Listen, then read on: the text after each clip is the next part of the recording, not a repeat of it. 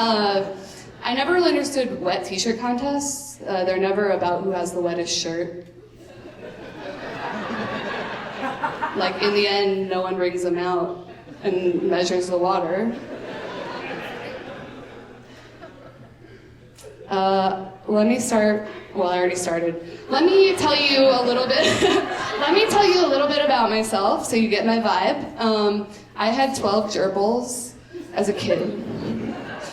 It was supposed to be 2. We did not know the difference between boys and girls, so we ended up with 12. It would have been 14, but I don't know if you know this. If you don't separate the dad from the babies, he will eat them. So this is how I found out that gerbils have very liberal abortion laws. But just like humans, the men make most of the decisions.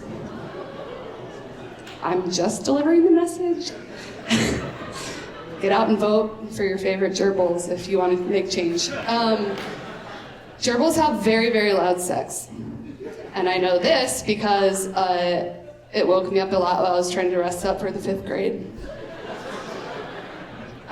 So I would get up in the middle of the night and I would have to take the gerbil cage and pick it up out of my bedroom and carry it into the bathroom and set it down and shut the door so I could sleep.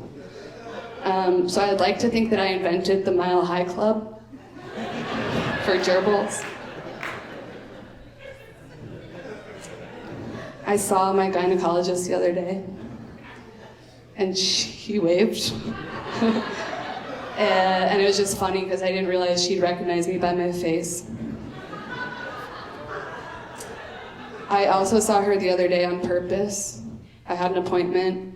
I wanted her to check and see if my exes left anything at my place. You know what I mean? And she said, "No, everything looks great down there." And I said, "Well, it should." And she was like, "Okay." And I said, "I have been remodeling once a week, every month, since I was 15 years old. Tearing down the old wallpaper, redoing the nursery." And that gave me an idea for a TV show. So it's for HGTV, and I pitched it, but I haven't heard back. But no news is good news. So what it would be, so every episode is just me running around PMSing, and I would be like trying to get out of the mile in PE and crying in car commercials, and then the antagonist would be that right when I'm about to start remodeling, I'm the host and the house, of the whole show. So like right when I'm about to begin remodeling, a hot guy shows up at my door and he wants to come inside. So then I have to go and say, "Sir, sorry, please come back in a week. It'll be better in a week, things will be all cleaned up." And then he says, "Okay," and then he pulls his pants up, and then he pretends like he's gonna leave, and then next you know, he's running to the back. He's gonna run to the back garage. So then I've gotta beat him. I gotta run to the back garage, I gotta beat him there, and then I have to stop him and say, "Sir, you're not that hot." But say that I did let you enter the back garage. You have to be respectful.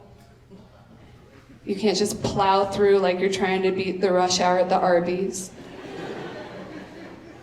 Next thing you know, you've ripped the canoe off the ceiling. The recycling bins are all over the place. You have to be like the suburban dad. You probably know one, or you might be one. And they do this thing where they hang a tennis ball on a string from the ceiling of their garage. And that way they know how to slowly inch in and when to stop, so they're just like...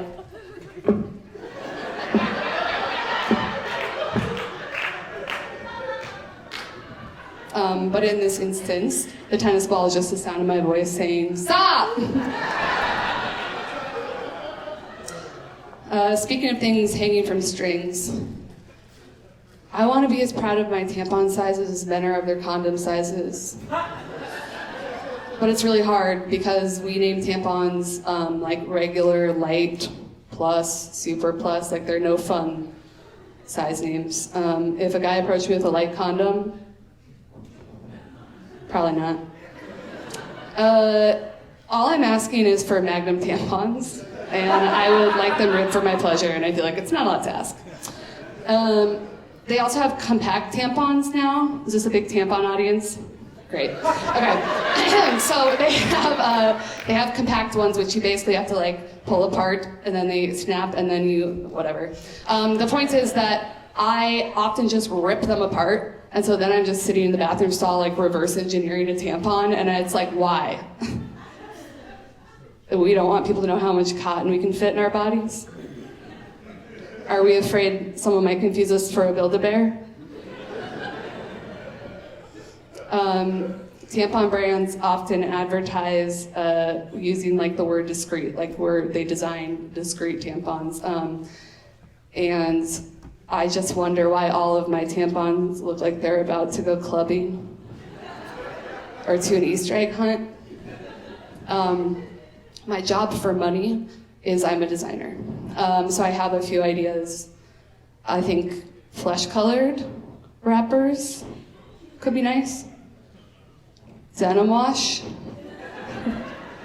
And then the idea I like the most is that just one that looks like a finger.